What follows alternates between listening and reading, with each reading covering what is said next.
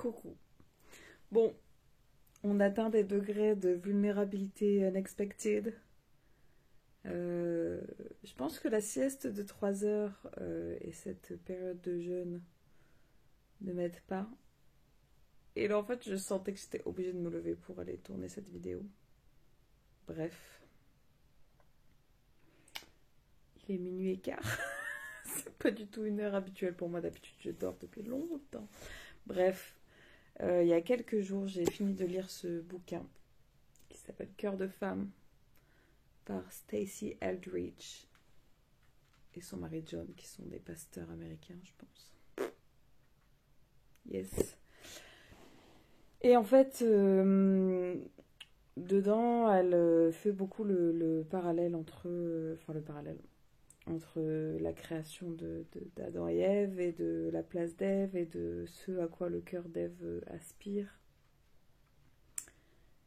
Et en fait, dedans, elle parle du fait que l'une des premières choses qu'une petite fille, elle cherche, c'est l'attention et l'affection de son père. And here comes the trouble, you know. Here comes the trouble. Parce que je pense que l'un des aspects que l'ennemi utilise le plus, c'est des pères dysfonctionnels. Et que ça coupe beaucoup de choses dans notre relation à Dieu. C'est-à-dire que moi, ok, Saint-Esprit, aide-moi parce que ça va pas être une vidéo très facile.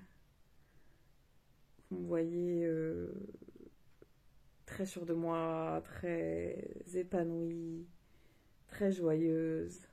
Ça n'a pas toujours été le cas. Ça n'a pas toujours été le cas.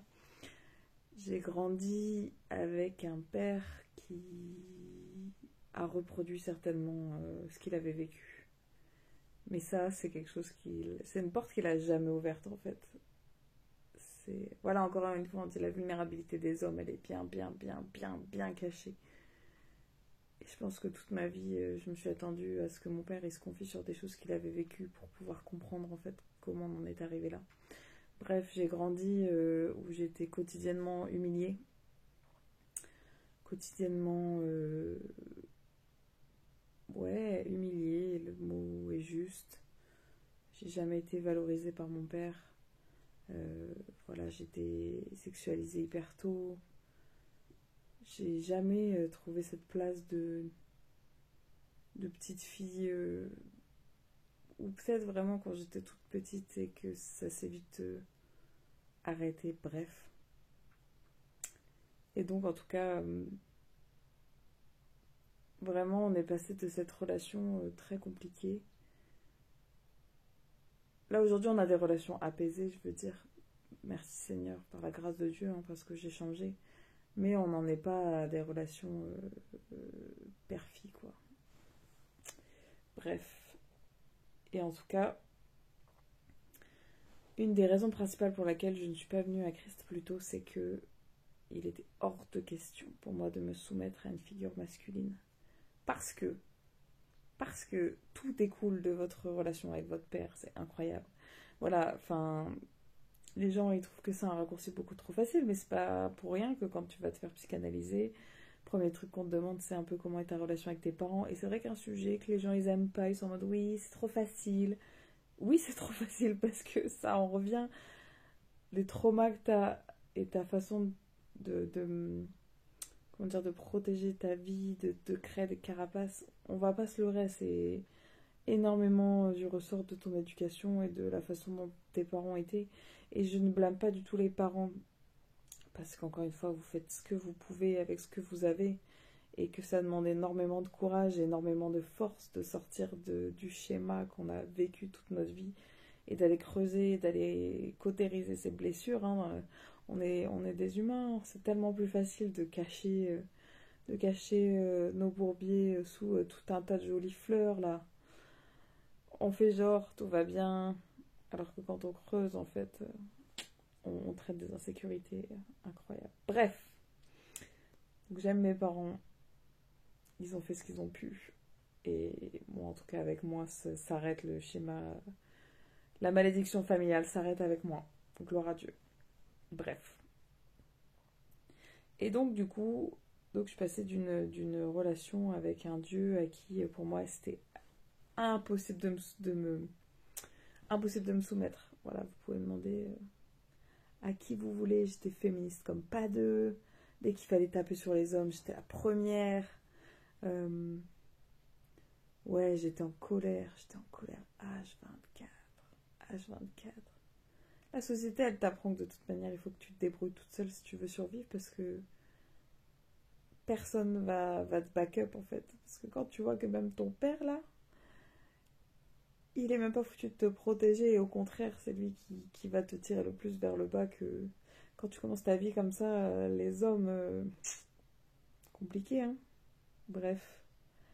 Et, euh, et ce dieu là, ce dieu là à qui je voulais pas me soumettre. Maintenant je l'appelle mon père. Imaginez, enfin, pour moi c'était tellement un des majeurs twists de ma foi, c'est quand j'ai commencé à dire mon père. Et quand j'ai commencé à lui faire confiance comme le père qui a jamais, comme le père terrestre en qui j'ai jamais pu avoir confiance. Quand j'ai commencé à me sentir sécurisée par un père, une figure paternelle, c'est là que toute ma vie s'est transformée. C'est là que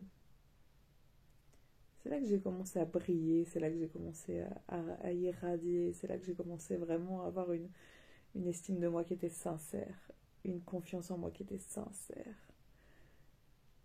Et je suis émue rien d'en parler parce que je commence à faire des dingueries avec mon père. Je commence à lui écrire des lettres. Ouais, vraiment, on passe dans un degré d'intimité. Euh, En fait, c'est marrant parce qu'il tient toutes choses entre ses mains. C'est lui qui a créé tout. C'est lui qui connaît les plans qu'il a pour ma vie. C'est lui qui m'a sorti des galères. Et maintenant, je commence à lui écrire vraiment comme... et à lui parler aussi comme la petite fille qui a pas eu de papa. Comme j'aurais aimé être avec mon père quand j'étais jeune. Comme...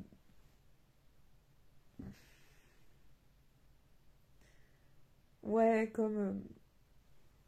ah, c'est hyper émouvant. Bref, cette relation paternelle-là, elle est incroyable. Elle est incroyable.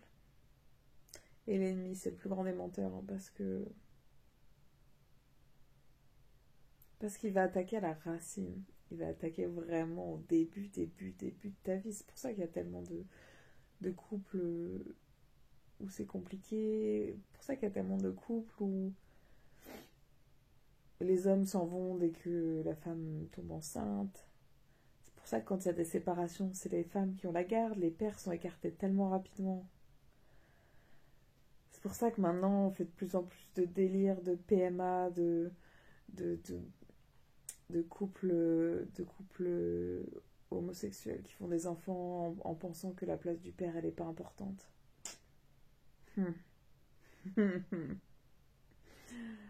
La place du père, elle n'est pas importante. À qui d'autre? Je sais, et encore, mais désolé, hein, je suis en boucle, mais il sait les désirs qu'il a mis dans mon cœur, le Seigneur. Et je sais que quand je vais voir mon mari avec nos enfants, ça va restaurer tellement de choses encore. Et j'ai tellement hâte pour eux en fait. Je suis tellement émue d'avance et j'ai hâte pour eux de voir le père qu'ils vont avoir et de les voir évoluer ensemble. Et en tout cas, ouais, si vous êtes des pères, si vous êtes aspirez à être des pères, voilà, en tout cas, gardez les yeux sur Jésus parce que c'est le seul qui peut vous montrer comment on aime ses enfants correctement. C'est lui le bon berger, c'est lui qui connaît toutes choses en fait. Ah là là, je prie encore, hein, rien n'est trop tard. Hein, j'ai fait un énorme pas de foi fin 2022 en offrant un livre à mon père, en lui écrivant que j'avais besoin de lui pour me conduire à l'hôtel le jour de mon mariage. Et je suis même pas sûre qu'il ait ouvert ce livre. C'est vraiment des pas de foi qui sont gigantesques. Et, euh, et toute ma confiance, elle est placée dans le Seigneur parce qu'il n'y a que lui qui peut faire des moves pareils, il n'y a que lui qui peut transformer les cœurs. En tout cas, voilà. Je sais pas pourquoi j'ai eu besoin de raconter tout ça, mais ouais. Si vous avez des femmes autour de vous, je pense que vous avez des femmes autour de vous, je vous invite à lire ce livre. Parce que c'est hyper intéressant. Et c'est sûr que d'un point de vue féministe du monde, c'est pas ce qu'on a envie de vous dire sur les femmes. Et que la société, elle a bien réussi à nous rendre hyper indépendantes, phobiques de l'engagement, féminazie comme on appelle. Il est temps. Il est temps que les hommes reprennent leur place. Il est temps. Il est temps. Levez-vous. Levez-vous. On a besoin de vous, hein. On peut pas construire tout seul. Ah, et puis là, je sais pas pourquoi je suis en train de penser à Moïse. Je me dis, Moïse, là, quand ils ont décidé de tuer tous les bébés, c'est la mère de Moïse qui l'a sauvé. Hein. Les hommes, levez-vous, s'il vous plaît. On est fatigués. On est fatigués. Bref, soyez bénis.